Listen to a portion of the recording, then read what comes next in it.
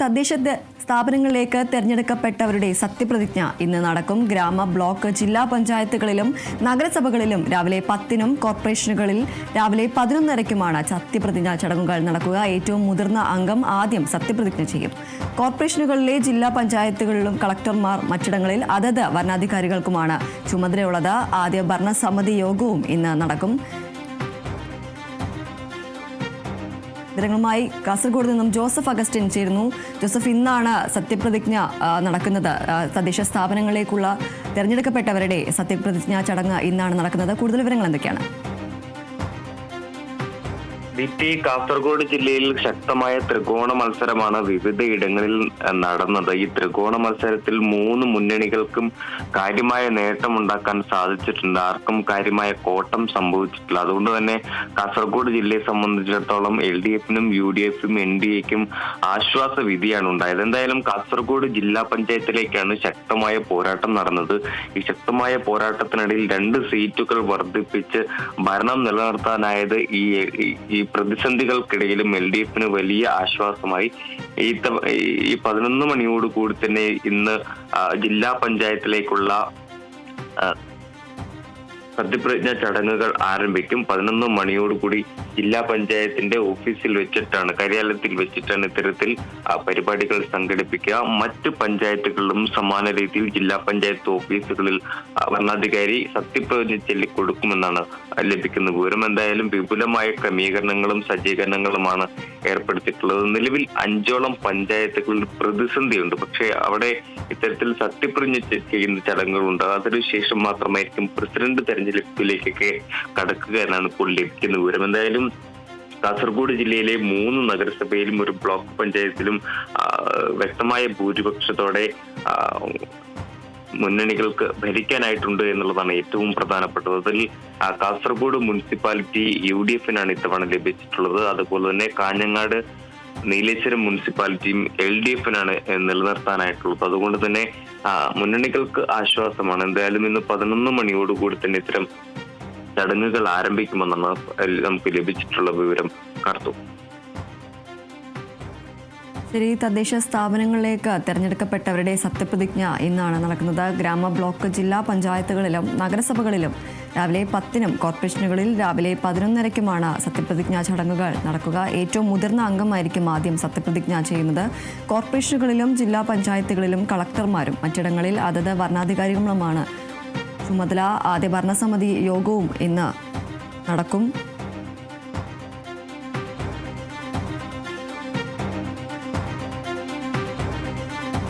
നിലവിലുള്ള ഭരണസമിതിയുടെ കാലാവധി ഇന്നലെയാണ് അവസാനിച്ചത്. അവധി ദിനമായിട്ടും ഇന്നാണ് സത്യപ്രതിജ്ഞ നിശ്ചയിച്ചിരിക്കുന്നത്. ഇന്ന് സത്യപ്രതിജ്ഞ ചടങ്ങാണ് നടക്കുന്നത്. 10 മണിയോടുകൂടി ഗ്രാമ, ബ്ലോക്ക്, ജില്ലാ പഞ്ചായത്തുകളിലും നഗരസഭകളിലും രാവിലെ 10 മണിയോടുകൂടിയും സത്യപ്രതിജ്ഞാ ചടങ്ങുകൾ ആരംഭിക്കും. കോർപ്പറേഷനുകളിൽ രാവിലെ 11:30-ക്കുമാണ് സത്യപ്രതിജ്ഞാ ചടങ്ങുകൾ നടക്കുക. ഏറ്റവും മുതിർന്ന അംഗമായിരിക്കും ആദ്യം സത്യപ്രതിജ്ഞ ചെയ്യുന്നത്. കോർപ്പറേഷനുകളിലും ജില്ലാ പഞ്ചായത്തുകളിലും കളക്ടർമാരും മറ്റിടങ്ങളിൽ അതത് വരണാധികാരിക്കുമാണ് ചുമതലയുള്ളത്. തിരുവനന്തപുരത്ത് നിന്നും D. ബിനോയ് ചേരുന്നു. ബിനോയ്, ഇന്നാണ് സത്യപ്രതിജ്ഞാ ചടങ്ങ് നടക്കുന്നത്. കൂടുതൽ വിവരങ്ങൾ എന്തൊക്കെയാണ്?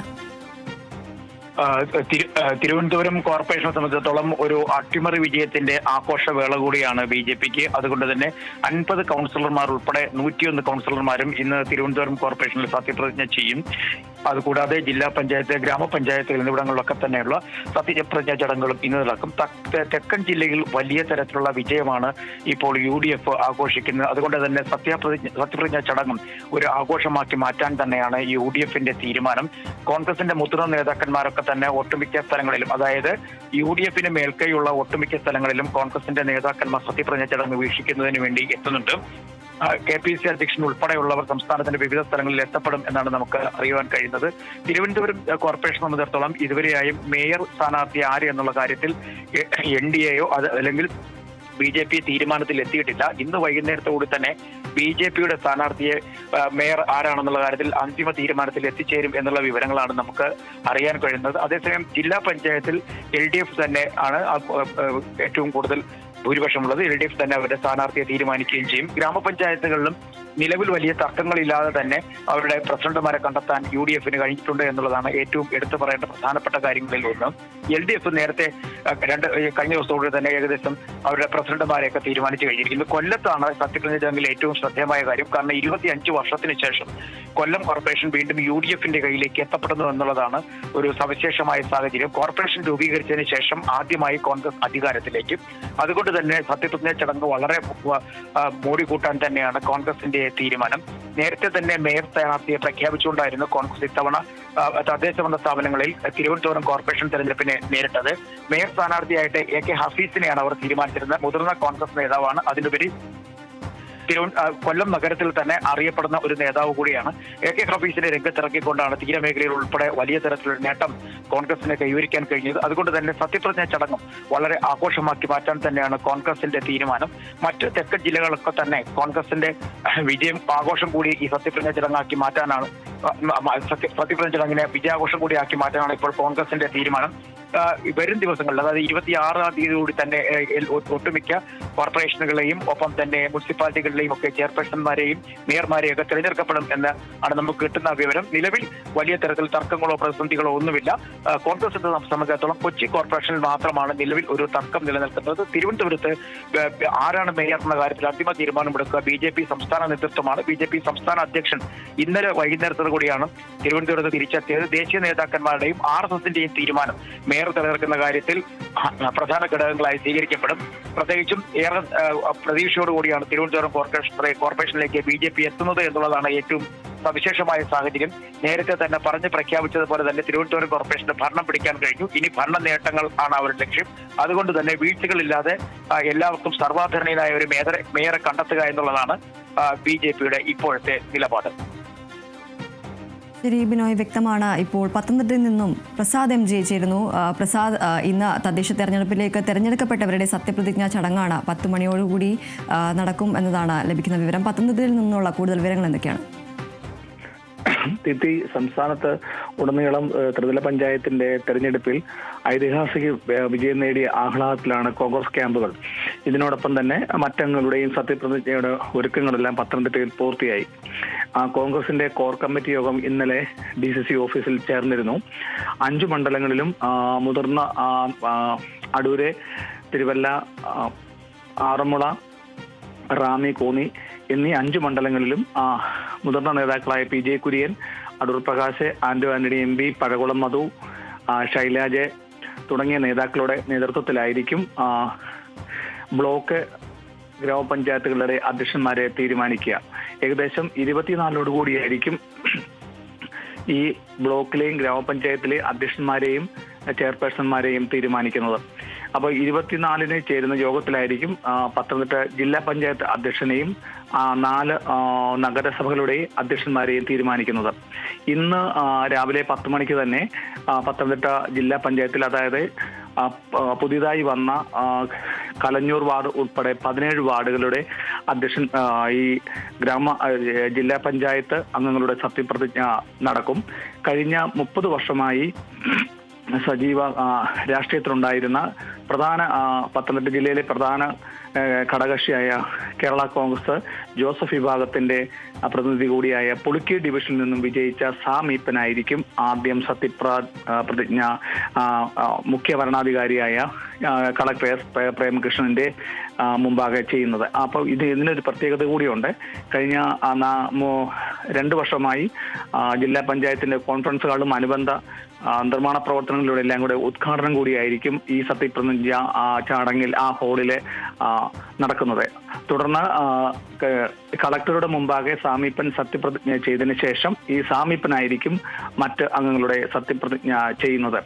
ഇതേ സമയത്ത് തന്നെയായിരിക്കും പത്തനംതിട്ട നഗരസഭയിലെ സത്യപ്രതിജ്ഞ നടക്കുന്നത്. അവിടെ മുതിർന്ന നേതാവായ ടൗണിലെ 1-ാം വാർഡിൽ നിന്നും വിജയിച്ച സജി K. സൈമന്റെ മുമ്പാകെ ആയിരിക്കും നിലവിലെ സെക്രട്ടറിക്ക് മുമ്പാകെ സത്യപ്രതിജ്ഞ ചെയ്തതിനു ശേഷം ബാക്കി 32 വാർഡ് അംഗങ്ങളുടെയും സത്യപ്രതിജ്ഞ സജി K. സൈമന്റെ മുമ്പാകെ ആയിരിക്കും സത്യപ്രതിജ്ഞ നടക്കുന്നത്. പത്തനംതിട്ട നഗരസഭയുടെ സത്യപ്രതിജ്ഞ ഒന്നുകിൽ ടൗൺ സ്ക്വയറിലായിരിക്കും. അതായത് നഗര ചതുർത്ഥിയിൽ കഴിഞ്ഞ LDF ഭരണസമിതിയുടെ നേതൃത്വത്തിൽ കൊണ്ടുവന്ന നഗര ചതുർത്ഥിയിലായിരിക്കും ഇതിനുള്ള ഒരുക്കങ്ങളെല്ലാം പൂർത്തിയായിട്ടുള്ളത്. ഇതിനകത്ത് ദീപ്തി എടുത്തു പറയേണ്ടത് അധ്യക്ഷന്മാരെയും വൈസ് ചെയർപേഴ്സൺമാരെയും അതുപോലെ തന്നെ വിവിധ ബ്ലോക്ക് ഗ്രാമപഞ്ചായത്ത് അധ്യക്ഷന്മാരെയൊക്കെ തെരഞ്ഞെടുക്കുന്നതിന് യാതൊരു വിധത്തിലുള്ള തർക്കങ്ങളും ഇതുപോലെ കോൺഗ്രസ് ക്യാമ്പിൽ ഉണ്ടായിട്ടില്ല. കഴിഞ്ഞ നഷ്ടപ്പെട്ടു പോയ 5 വർഷത്തെ കോൺഗ്രസിന്റെ ഭരണ മേധാവിത്വം തിരിച്ചു പിടിക്കുവാൻ ജില്ലാ കോൺഗ്രസ് കമ്മിറ്റി പ്രസിഡന്റ് സതീഷ് കൊച്ചുപറമ്പിലിന്റെ ടീമിലുള്ള അംഗങ്ങൾക്ക് പത്തനംതിട്ട ജില്ലയിൽ കഴിഞ്ഞതാണ് ഏറ്റവും പ്രധാനപ്പെട്ട നേട്ടം. അതായത് 17 അംഗങ്ങളുള്ള ജില്ലാ പഞ്ചായത്തിൽ 14 മൃഗീയ ഭൂരിപക്ഷത്തോടു കൂടിയാണ് ജില്ലാ പഞ്ചായത്ത് കോൺഗ്രസ് പിടിച്ചടക്കിയത്. അതിനോടൊപ്പം തന്നെ 4 നഗരസഭകളിൽ അടൂരും പത്തനംതിട്ടയും ഭരണം പിടിച്ചെടുക്കാനും തിരുവല്ലയിൽ ഭരണം നിലനിർത്താനും ഒപ്പം തന്നെ പന്തളത്ത് LDFിനോടൊപ്പം തന്നെ മികച്ച ഒരു വിജയം നേടാനും കോൺഗ്രസിന് കഴിഞ്ഞിട്ടുണ്ട്. അങ്ങനെ മൊത്തത്തിൽ പത്തനംതിട്ട ജില്ലയിൽ കോൺഗ്രസിന്റെ ഒരു ആഹ്ലാദ പ്രകടനം കൂടിയായിരിക്കും ഇന്നത്തെ സത്യപ്രതിജ്ഞ ഒരുക്കിയിട്ടുള്ളത്. ദീപ്തി. ശ്രീപ്രസാദ്, തദ്ദേശ സ്ഥാപനങ്ങളിലേക്ക് തെരഞ്ഞെടുക്കപ്പെട്ടവരുടെ സത്യപ്രതിജ്ഞയാണ് ഇന്ന് നടക്കുന്നത്. ഗ്രാമ, ബ്ലോക്ക്, ജില്ലാ പഞ്ചായത്തുകളിലും നഗരസഭകളിലും രാവിലെ 10-നും കോർപ്പറേഷനുകളിൽ രാവിലെ 11:30-ക്കുമാണ് സത്യപ്രതിജ്ഞാ ചടങ്ങുകൾ നടക്കുക. ഏറ്റവും മുതിർന്ന അംഗമായിരിക്കും ആദ്യം സത്യപ്രതിജ്ഞ ചെയ്യുന്നത്. കാസർഗോഡ് നിന്നും ജോസഫ് അഗസ്റ്റിനും, പത്തനംതിട്ടയിൽ നിന്നും പ്രസാദ് MJയും, തിരുവനന്തപുരത്ത് നിന്നും D. ബിനോയുമാണ് വിവരങ്ങൾ നൽകിയത്.